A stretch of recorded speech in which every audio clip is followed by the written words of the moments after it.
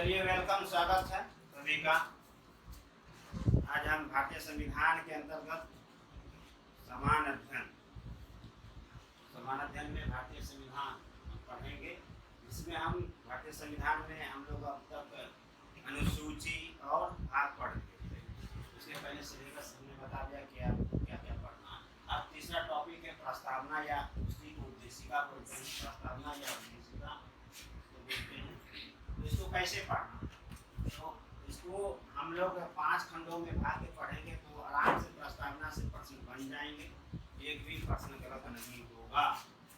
पहले प्रस्तावना पृष्ठभूमि, उसके बाद पद पढ़ेंगे, उसके बाद मुद्दा पढ़ेंगे या अनुवाद, उसके बाद न्यायालय, उसके बाद प्रस्तावना बनाम जनता वर्सेस पढ़ेंगे। तो इसको लिखिए, उसके बाद इसको हम बारी बारी से आपको बताते हैं ताकि आपको आसान हो। लिखिए इसको।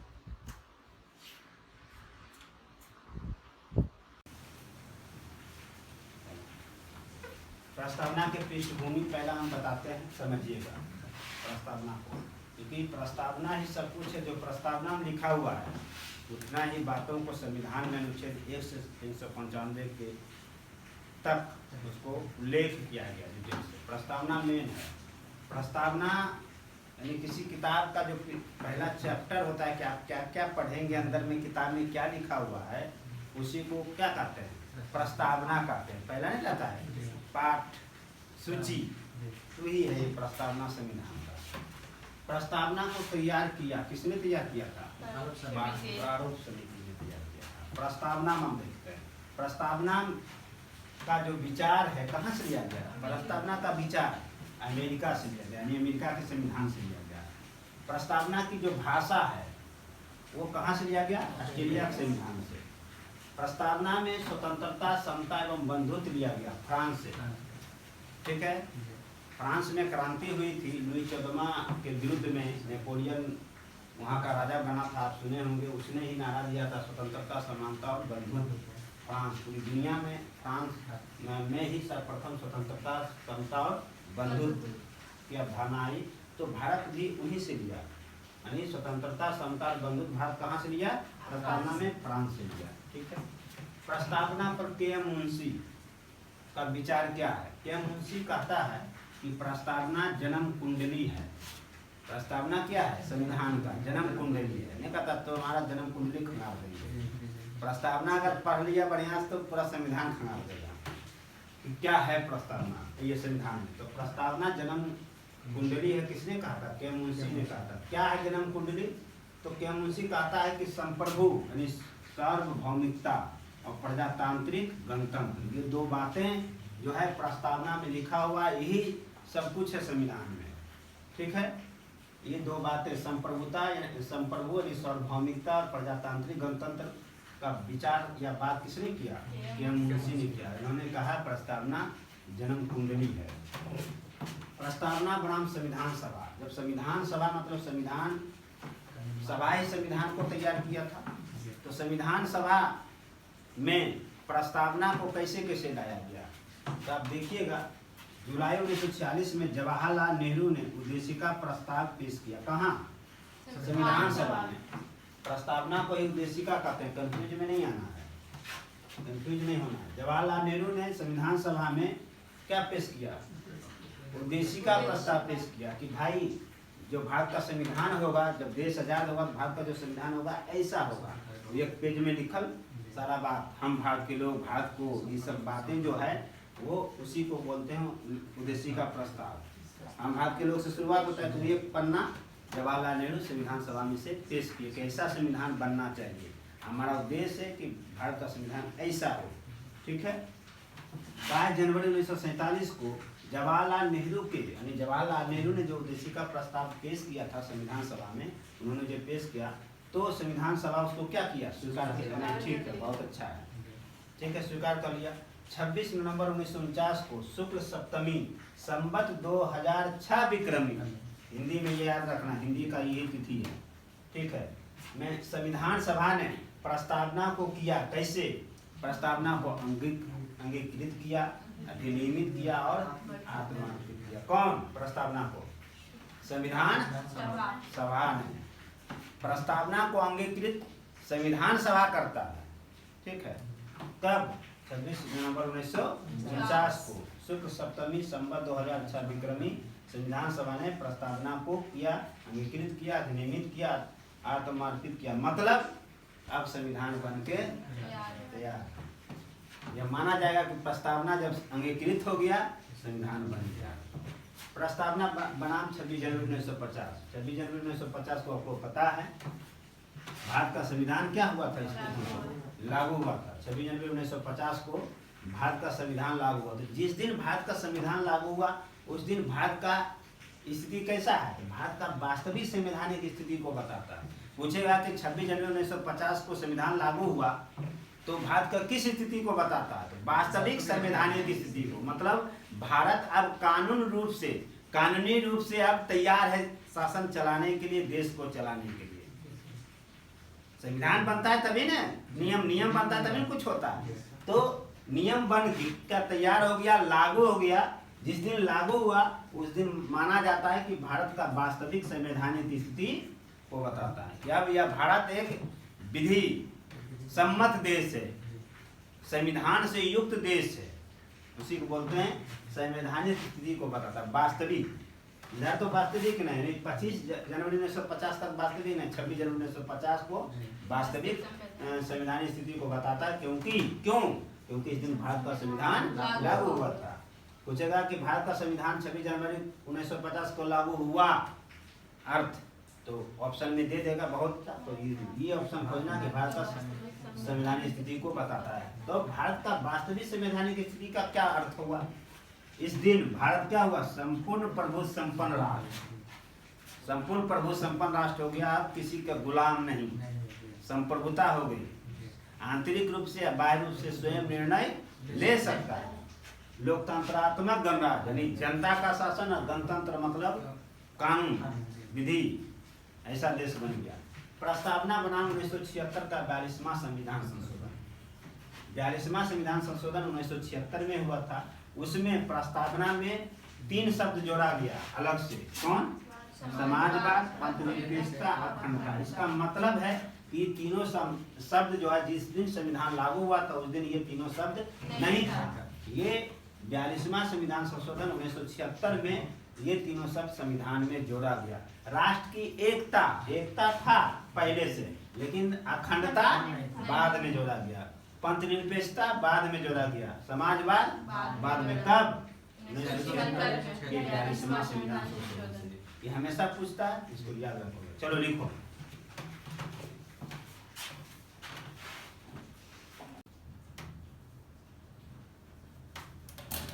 प्रस्तावना का अगला हम तत्व देखते हैं। तो इसको 4 भागों में हमने बांटा है। संविधान का स्रोत। संविधान का स्रोत क्या है? प्रस्तावना में लिखा हुआ हम भारत के लोग। हम भारत का लोग का मतलब हुआ ये संविधान का स्रोत जनता है, हम भारत के लोग हैं। संविधान का स्रोत यानी हम भारत के लोग से शुरुआत होता है। तो संविधान का स्रोत क्या है? हम भारत के लोग। वो स्रोत नहीं समझना कि यहाँ से ये ले गया, यहाँ से ये ले गया। प्रस्तावना का जो अवधारणा है, जो मूल भावना है, वो कहाँ है?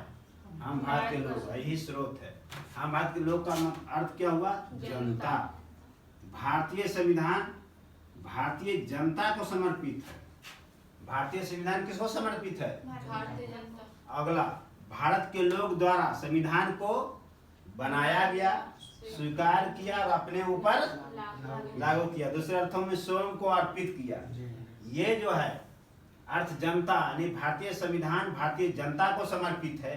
भारत के लोगों द्वारा संविधान को बनाया गया, स्वीकार किया गया, अपने ऊपर लागू किया और स्वयं को अर्पित किया। इतना शब्द का अर्थ क्या हुआ? हम भारत के लोग। हम मतलब हुआ अर्थ जनता, भारत के लोग मतलब भारतीय संविधान भारतीय जनता को समर्पित है। भारत के लोग द्वारा संविधान को क्या किया गया? बनाया गया, स्वीकार किया गया, अपने ऊपर लागू किया और स्वयं को अर्पित किया। हम भारत के लोग का अर्थ मतलब समझ गए हो। प्रस्तावना का स्वरूप क्या है? ये क्रम से याद रखना है। क्रम में है संपूर्ण प्रभु संपन्न का अर्थ होता है सार्वभौम सत्ता संपन्न। समाजवादी पार्लियामेंट में कोई नहीं पूछेगा समाजवादी क्या है। धर्मनिरपेक्षता, पंथनिरपेक्षता, लोकतंत्रात्मक, गणराज, संपूर्ण प्रभु संपन्न, यो पढ़ा दिए नहीं पढ़ाए हैं? जो नहीं पढ़ा तो जानो, हमने डिटेल से पढ़ाए थे, इसीलिए समझाए थे ताकि हमको आसान हो। तुम्हारा काम है। अब प्रस्तावना का उद्देश्य क्या है? देखिए उद्देश्य, कितना उद्देश्य है इसका। पहला है न्याय प्रदान करना। प्रस्तावना का उद्देश्य क्या है? न्याय प्रदान करना। कैसा न्याय? सामाजिक, राजनीतिक और धार्मिक लिखे हैं? धार्मिक नहीं लिखे हैं, ध्यान रखना। सांस्कृतिक लिखे हैं? तो ये तीन हो, सामाजिक, राजनीतिक, आर्थिक न्याय प्रदान करना। सब देख लेना, धार्मिक नहीं लिखे हैं और सांस्कृतिक नहीं लिखे हैं। ऐसा नहीं को ऑप्शन में रहेगा तो मार देना अपने मन से। ये तीन वो होना चाहिए न्याय में, सामाजिक, राजनीतिक, आर्थिक। सामाजिक न्याय का मतलब लोगों के बीच में भेदभाव नहीं हो। राजनीतिक न्याय का मतलब चाहे वो किसी जाति से हो, किसी वर्ग से हो, वो संस्था बना सकता है, चुनाव में भाग ले सकता है, चुनाव में खड़ा हो सकता है, वोट दे सकता है। आर्थिक न्याय सबको उसकी योग्यता के अनुसार, उसकी आवश्यकता के अनुसार उसे मिले। सरकार की योजनाओं में सरकार की संपत्ति पर उसका सभी का अधिकार हो, चाहे वो किसी जाति से हो, किसी वर्ग से हो, उसको बोलते हैं आर्थिक न्याय। क्लियर हो गया? स्वतंत्रता प्रदान करना। प्रस्तावना का उद्देश्य है स्वतंत्रता प्रदान करना। मतलब कैसा स्वतंत्रता? विचार व्यक्त करने का, नहीं का मेरा विचार है कि ऐसा होना चाहिए, यही स्वतंत्रता है। इसलिए हमने वो निबंध बताया था, स्वतंत्रता संविधान में मिला हुआ था, हम क्यों नहीं अपना विचार व्यक्त करेंगे? अभिव्यक्ति, अभिव्यक्ति, बोलने की आजादी। लेकिन ऐसा ही मतलब नहीं कि तुमको बोलने की आजादी तो किसी को गाली देते रहो, ये नहीं मत समझना। व्यक्ति युक्त उसमें रोक है। विश्वास की स्वतंत्र, धर्म एवं उपासना, पूजा पाठ जो भी है, ठीक है। यहाँ देखो धर्म उपासना शब्द है। समता या समानता स्थापित करना। प्रस्तावना का एक उद्देश्य यह भी है कि समता या समानता स्थापित करना। तो कैसे हम समझेंगे कि समता या समानता स्थापित करना? तो प्रस्तावना में लिखा हुआ है व्यक्ति की प्रतिष्ठा और अवसर। व्यक्ति की प्रतिष्ठा और अवसर, जो प्रस्तावना में ये शब्द लिखा हुआ है, इसका अर्थ होता है राजनीतिक समता स्थापित करना, सामाजिक समता और आर्थिक समता। प्रस्तावना में ये नहीं लिखा हुआ है सामाजिक समता, सामाजिक राजनीतिक समता, आर्थिक समता। प्रस्तावना में लिखा हुआ है व्यक्ति की प्रतिष्ठा और अवसर की समता। इसका अर्थ होता है व्यक्ति को जो उसकी प्रतिष्ठा या अवसर है, किस रूप में? राजनीतिक रूप में स्थापित किया जाए, सामाजिक रूप में, आर्थिक रूप में। क्लियर हो गया ना? प्रस्तावना में लिखा हुआ व्यक्ति की प्रतिष्ठा और अवसर, इसका अभिप्राय हुआ अर्थ हम इस रूप में समझेंगे: सामाजिक समता, राजनीतिक समता और आर्थिक समता। विकास करना, प्रस्तावना में लिखा हुआ विकास करना। किसका विकास? बंधुत्व की भावना को, आदमी का विकास नहीं, बंधुत्व की भावना को विकास करना। चाहे वो किसी धर्म का हो, किसी जाति का हो, नहीं कहता हिंदू, मुस्लिम, सिख, ईसाई, हम सब हैं भाई भाई, तो ये कहता है बंधुत्व की भावना को विकास करना। चाहे हम किसी धर्म में, सभी लोग अलग अलग धर्म के हैं, अलग अलग जाति के हैं, अलग अलग वर्ग के हैं, लेकिन फिर भी भाईचारा होनी चाहिए, किसी प्रकार का द्वेष, ईर्ष्या नहीं होनी चाहिए। बंधुत्व की भावना का विकास किसका करना? बंधुत्व की भावना का। क्लियर हो गया? एकता एवं अखंडता स्थापित करना। किसका? राष्ट्र का। ये भी उद्देश्य है प्रस्तावना का। प्रस्तावना का एक उद्देश्य यह भी है कि एकता एवं अखंडता स्थापित करना। किसका एकता एवं अखंडता? राष्ट्र का। क्लियर हो गया? गरिमा को स्थापित करना है। प्रस्तावना का एक उद्देश्य है कि गरिमा को स्थापित करना। किसकी गरिमा? व्यक्ति की गरिमा को। नहीं कहता अक्सर आप बोल दिए, हमें अच्छा नहीं लगा, मेरी प्रतिष्ठा चल गई, आप सबके बीच में बोल दिया, तो मतलब वही कह रहा है गरिमा मेरा चल गया। ठीक है, गरिमा को स्थापित करना व्यक्ति। अगला, विधि एवं स्वाधीनता के बीच संबंध। विधि एवं स्वाधीनता के बीच संबंध का मतलब क्या हुआ? विधि नहीं तो जब कानून ही नहीं रहेगा तो तुम कैसे कहोगे स्वाधीनता की बात है? ये तो बड़ा आदमी जो है दबा देगा, तुम क्यों बोल रहे हो, तुमको बोलने का आजादी नहीं, तुमको घूमने का नहीं। मतलब कानून है तभी आपको स्वतंत्रता है। स्वाधीनता का मतलब स्वतंत्रता होता है। विधि मतलब कानून, विधि है तो स्वाधीनता है। विधि और स्वाधीनता के बीच क्या संबंध है? विधि नहीं तो स्वाधीनता नहीं। क्लियर है? चलिए लिखिए।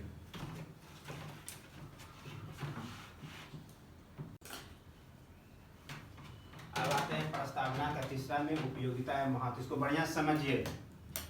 इसको प्रस्तावना बनाम संविधान निर्माता। यानी संविधान जो निर्माता हमारे थे, जो संविधान सभा में भीमराव अम्बेडकर, डॉक्टर राजेंद्र प्रसाद, जवाहरलाल नेहरू, बहुत लोग थे, वो सभी को एक शब्द में संविधान निर्माता कहते हैं। संविधान निर्माता का प्रस्तावना के प्रति क्या दृष्टिकोण है सभी? तो संविधान निर्माता का प्रस्तावना जो है मत को प्रतिबिंबित करता है। संविधान निर्माता का मत क्या था, ये कहाँ से पता चलता है? प्रस्तावना से। यानी संविधान निर्माता के मत को प्रतिबिंबित करता है, यानी दिखाता है कि उनका क्या विचार था। यानी संविधान निर्माता का संविधान के प्रति कैसा संविधान लिखा जाएगा, उनका क्या विचार था, वो कहाँ दिखता है? प्रस्तावना में। इसलिए संविधान निर्माता का प्रस्तावना मत को प्रतिबिंबित करता। अगला, संविधान निर्माता प्रस्तावना के विचारों की जानने की कुंजी। प्रस्तावना क्या है? प्रस्तावना जो है संविधान निर्माता के विचारों की जानने की कुंजी के संविधान निर्माता का विचार क्या था, वो कहाँ से हम जानेंगे? प्रस्तावना से। संविधान निर्माता का मत कैसा था, वो कहाँ जानेंगे? मत को प्रतिबिंबित करता। अगला, उद्देश्य को बताता। यानी संविधान निर्माता का उद्देश्य क्या था, ये कहाँ से पता चलता है? प्रस्तावना से। कैसा उद्देश्य? संविधान निर्माता कैसा संविधान बनाना चाहते थे, उनका कैसा उद्देश्य था?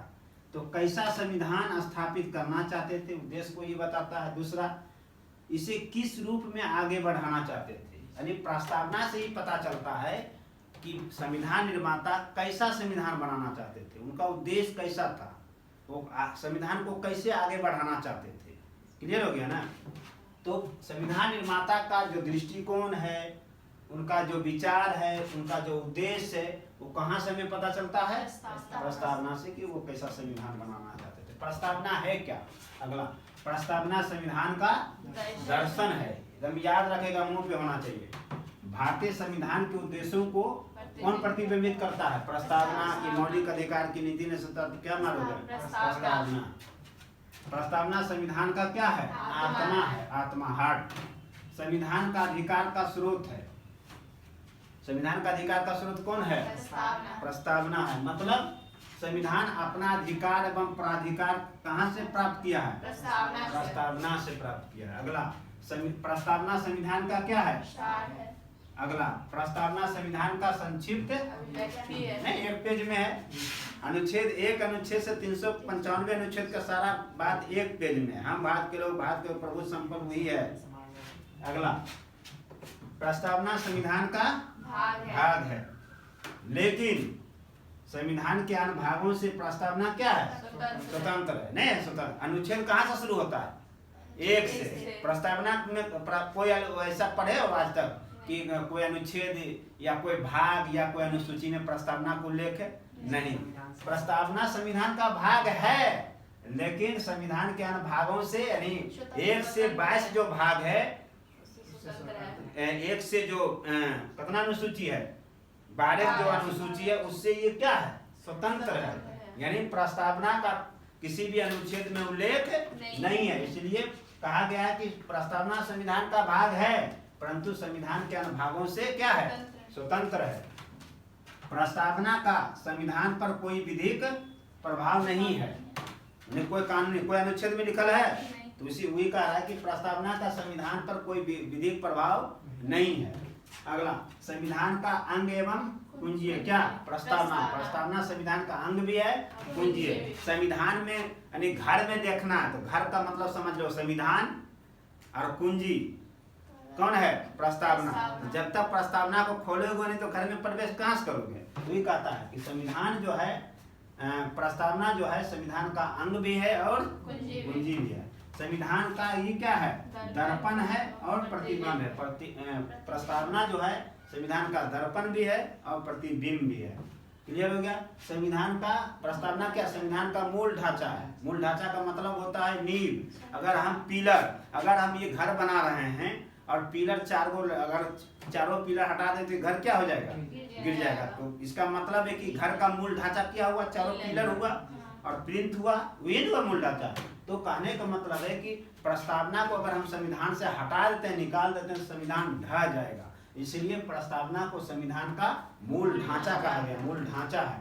न्यायालय में परिवर्तनीय नहीं है, मतलब प्रस्तावना का चर्चा न्यायालय में नहीं होगा। न्यायालय प्रस्तावना को परिवर्तन नहीं कर सकता, सुप्रीम कोर्ट या हाई कोर्ट लिख दिया ठेठ में। न्यायालय में वाद योग नहीं है, मतलब बहस नहीं होगा, याचिका दायर नहीं होगी, न्यायालय इस पर सुनवाई नहीं करेगा। क्लियर है? परिवर्तनीय का मतलब होता है न्यायालय इसको परिवर्तन नहीं कर सकता अपना जजमेंट से। क्लियर हो गया ना? एकदम इसको दिमाग में बैठा लो।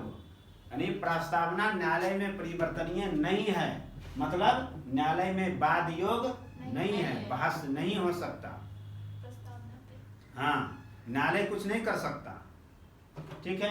अगला विधायिका, यानी विधायिका मतलब संसद प्रस्तावना में संशोधन कर सकता है। यानी प्रस्तावना में संशोधन करने की एकमात्र शक्ति किसको है? विधायिका को, इसको संसद कहते हैं, संसद को ही, और बाकी किसी को शक्ति नहीं है। न्यायालय को भी यहाँ शक्ति नहीं है, न्यायालय में परिवर्तनीय नहीं है, न्यायालय में वाद योग नहीं है। किसको है संविधान में प्रस्तावना में संशोधन करने की शक्ति? विधायक यानी संसद को है। क्लियर है? तो चलिए लिखिए।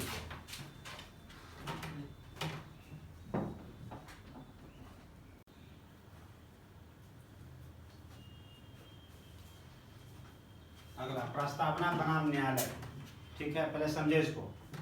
अगर समान अर्थों में देखें, समान रूप में देखें, तो प्रस्तावना जो है न्यायालय में परिवर्तनीय नहीं है। पहले बता दिए, मतलब न्यायालय में वाद योग नहीं है। न्यायालय प्रस्तावना में परिवर्तन नहीं कर सकता, ना ही न्यायालय प्रस्तावना में संशोधन कर सकता है। प्रस्तावना में परिवर्तन हो, संशोधन हो, ये सारे शक्ति किसको प्राप्त है? विधायिका को, इसको संसद कहते हैं, न्यायालय को नहीं। इसके जानते समान अर्थों में। अब एक बेरोबारी था, विधि का बहुत ज्ञान था संविधान का उसको, उसने केस कर दिया भारत संघ, भारत सरकार के विरुद्ध केस किया प्रस्तावना को लेकर। उसने कहा कि प्रस्तावना, बेरोबारी कहता है कि प्रस्तावना संविधान का भाग है। इसलिए पहले समझो, बेरोबारी कह रहा है, केस में वो लिखा अपना रिट में कि प्रस्तावना संविधान का भाग है और प्रस्तावना में संशोधन हो सकता। कौन कहा? बेरोबारी ने केस किया भारत संघ, भारत सरकार। तो बहस हुआ, इसमें न्यायालय ने फैसला दिया कि नहीं, प्रस्तावना संविधान का भाग नहीं है प्रस्तावना में, इसलिए प्रस्तावना में संशोधन नहीं हो सकता। जो हम अभी प्रकृति विशेषताएं, जो उपयोगिता महत्व लिखे उसको याद रखना। पूछेगा कि किस केस में कहा गया कि न्यायालय ने कहा प्रस्तावना संविधान का भाग नहीं है, इसलिए प्रस्तावना में संशोधन नहीं हो सकता। किस केस में? बेरोबारी बनाम भारत संघ। क्वेश्चन कैसे बनेगा?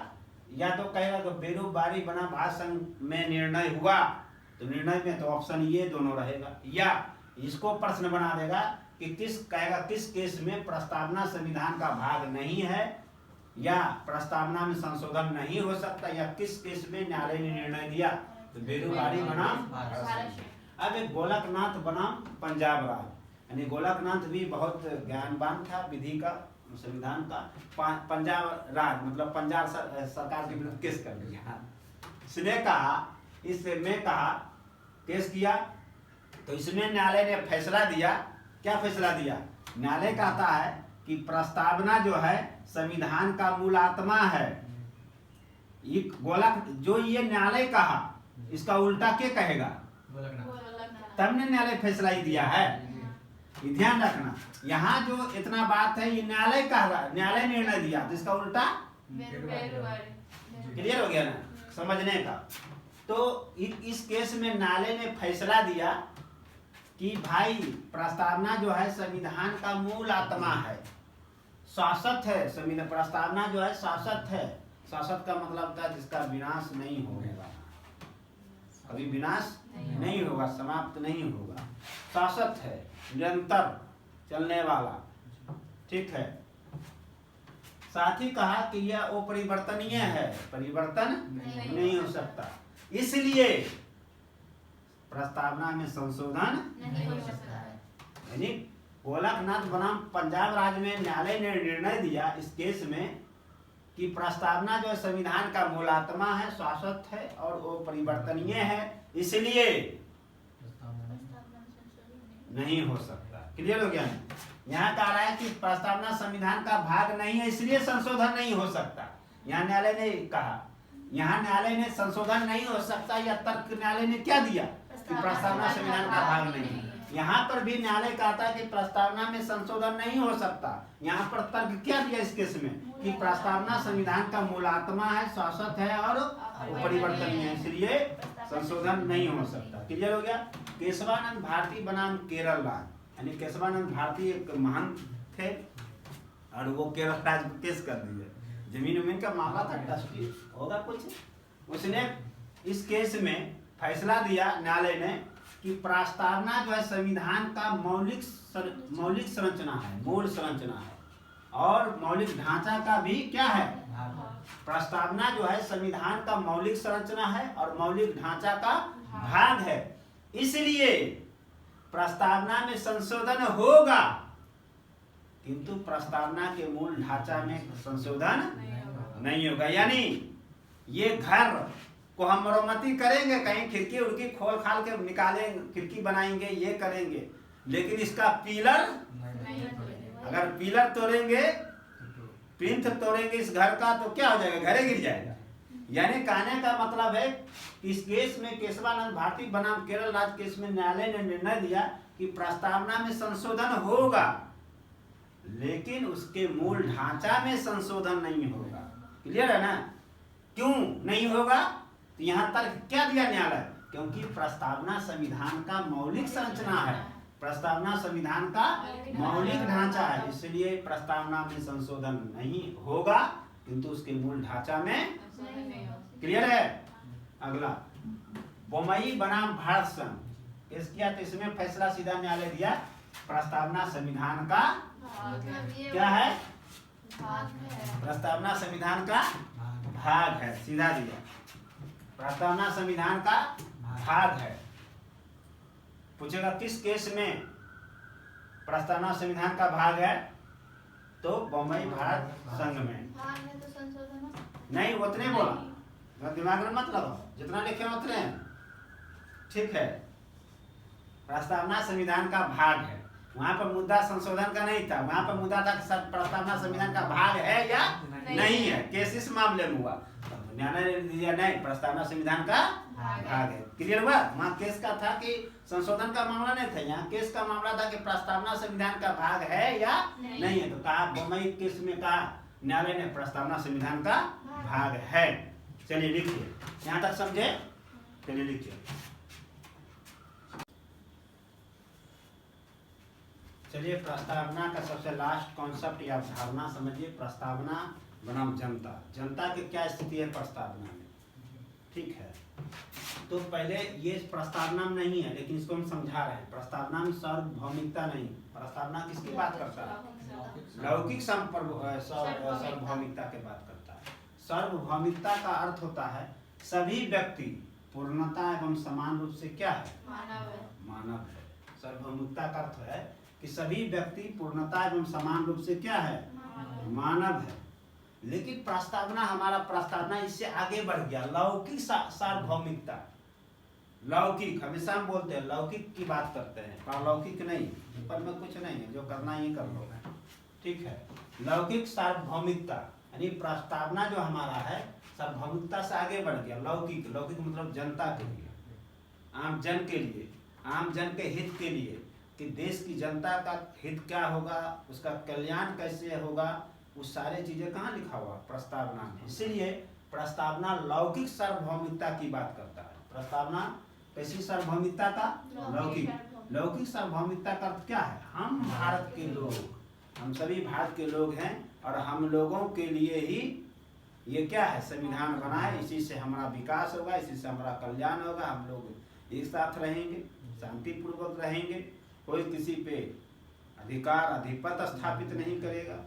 तो लौकिक सार्वभौमिकता की बात करता है। शक्ति, भारत के शासन का सर्वोच्च शक्ति या सर्वोच्च सत्ता इसमें निहित है, भारत की जनता में निहित है। भारत कि जनता ही अप्रत्यक्ष रूप से संसद में शासन कर रहा है, क्योंकि जनता वोट दे के अपने प्रतिनिधियों को चुनता है और उसके प्रतिनिधि संसद में बैठते हैं, विधानमंडल में बैठते हैं, सरकार बनाती है।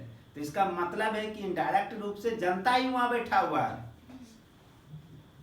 यानी जनता के द्वारा चुने गए प्रतिनिधि। मतलब क्या हुआ? अप्रत्यक्ष रूप से जनता 5 साल नहीं काम किया, जनता देखते हो 5 साल के बाद अच्छा 5 साल में बताते हैं, अच्छा देख लो अभी तुमको हटाते हैं, कहता है जनता। इसका मतलब है कि सर्वशक्ति किसमें निहित है? सत्ता जनता में निहित है। ठीक है। संपूर्ण प्रभुत्व संपन्न, जिसको बोलते हैं संप्रभुता भी कहते हैं। भारत के प्रस्तावना में संपूर्ण प्रभुत्व संपन्न की बात है, सिर्फ संप्रभुता का नहीं, संपूर्ण प्रभुत्व संपन्न एकदम, इस संप्रभुता से भी आगे। तो संपूर्ण प्रभुत्व संपन्न कौन है भारत में? जनता ही है। मतलब जनता के द्वारा चुने गए प्रतिनिधि कहाँ बैठता है? संसद।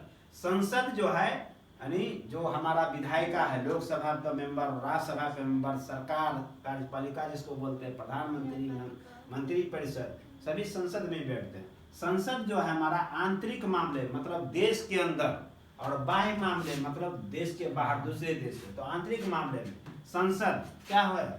सर्वोच्च होगा। निर्णय लेने का अंतिम शक्ति किसके पास होगा?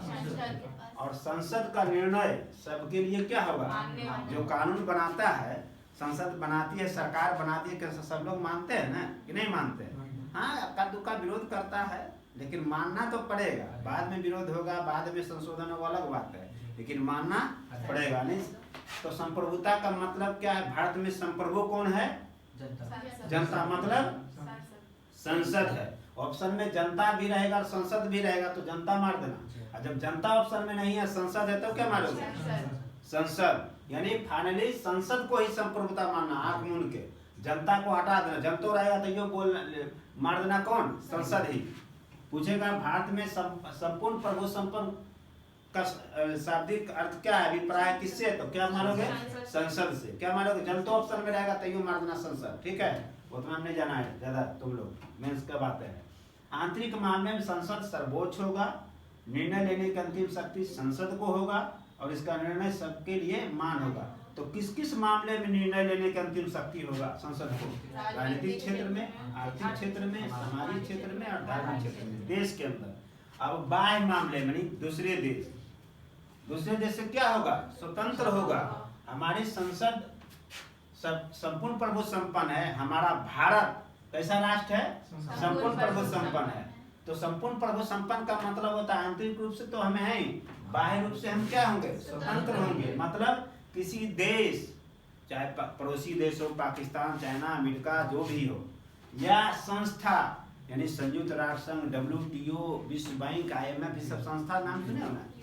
उस संस्था का निर्णय मानने के लिए बाद हम नहीं हैं। अगर हमारे देश के लिए वो बातें, अमेरिका हमारे साथ समझौता कर रहा है, रसिया हमारे साथ समझौता कर रहा है और हमारे देश के लिए अनुकूल है या हमारे विदेश नीति के लिए अनुकूल है, हमारे संविधान पर कोई नकारात्मक प्रभाव नहीं पड़ेगा, हमारे देश की जनता पर नकारात्मक प्रभाव नहीं पड़ेगा, हमारे देश की एकता एवं अखंडता खंडित नहीं होगा, तब हम मानेंगे। लेकिन अगर हम उससे समझौता किए किसी प्रकार का, तो अगर उससे हमारा विदेश नीति प्रभावित होता है, मतलब नकारात्मक प्रभाव, हमारा देश की एकता अखंडता खंडित होता है, जनता पर नकारात्मक प्रभाव पड़ता है, तो हम मानने के लिए बाद नहीं हैं। मतलब हम क्या हैं? स्वतंत्र हैं। विदेश नीति मतलब वैदेशिक मामला, हम स्वतंत्र हैं, मित्र देश से भी, शत्रु देश से भी, और हम संधि करने के लिए बाद मानने के लिए नहीं है। देश 3 प्रकार का है, 2 देश होता है अभी मैं लोकतंत्र में मित्र देश और शत्रु देश।